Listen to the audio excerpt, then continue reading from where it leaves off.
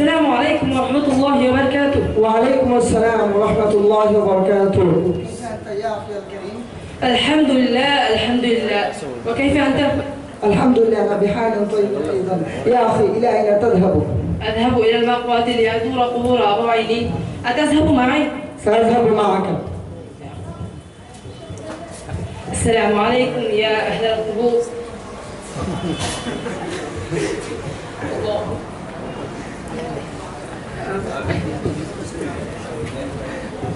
يا أخي، لماذا نهى العلماء النساء عن زيارة القبور إن كانت النساء يجئن إليها يبكين ويدعون؟ ما أحسن كلامك. كانت النساء يجئن إلى المقبرة لزيارة القبور، وبهذه الفرصة كان الرجال الخبائث يجدون حبا غير شرعي معهن، ويجعلون المقبرة المزارة ويصورون بالجوال فيلقون صورهم في فيسبوك ثم يقولون كيف تصوير الصورة. يا أخي قد قلت صحيحا، صححت خطئي، جزاك الله أحسن الجزاء.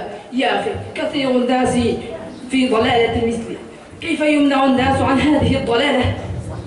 انتظر قليلا أفكر عن هذا الأمر. يا أخي وجدت أريد أن أحتفل مجلسا عن غزالة بدعة يرجع الناس به إلى صراط مستقيم. ما أحسن فكرك، نفع الله المجتمع بفكرك.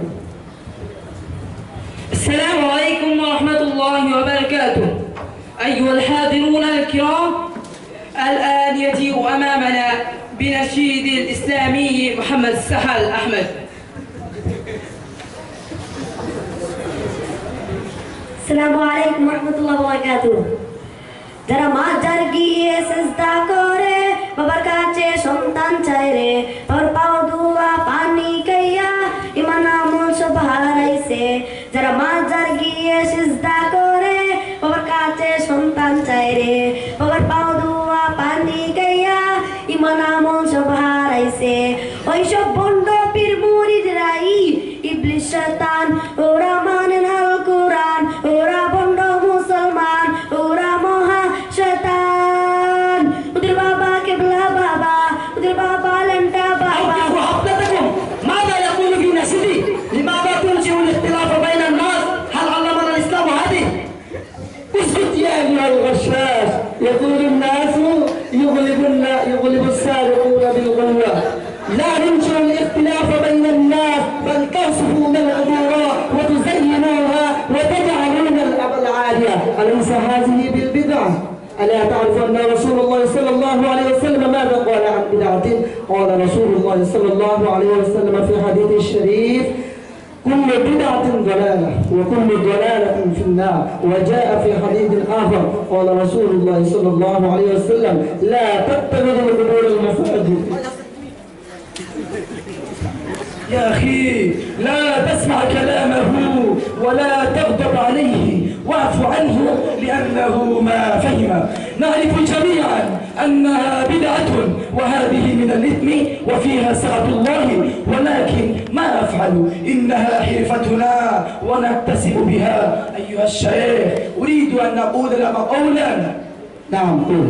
أجد من المزار ما لم أجد من المزار أعطيك النصف من الربح، ارضى عنا.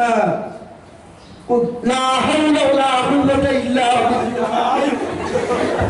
يا أيها الناس، قد رأيتم أن الغشاشين كيف يفسدون في المجتمع. إنهم يهلكون المجتمع. هم لا يعملون بالقرآن والسنة ولا بينهم وبين الهندسيين، لأنهم يعبدون الأصنام وهم يعبدون الأولياء. هداهم الله، حي الله هذا الرجل، وأعلن بختم الحفلة اليومية هذه بحمد الله تعالى. السلام عليكم ورحمة الله وبركاته. ما شاء الله، جزاكم الله أحسن الجزاء. نحن تعلمنا من مكالمتهما أحوال المجتمع لبلدنا، ولكن التأسف أن أكثر الناس في الفساد هم يذهبون إلى المقبرة ويدعون هنا. علينا أن ندعو الله فقط، فعلينا أن نحذر الناس من هذه البدعة إن شاء الله تعالى. الآن يجيء أمامنا بالمكالمة العربية الحافظ كوثر أحمد وصاحبه حذيفة أحمد، فليتفضل أمامنا كوثر أحمد مع صاحبه بالمكالمة العربية.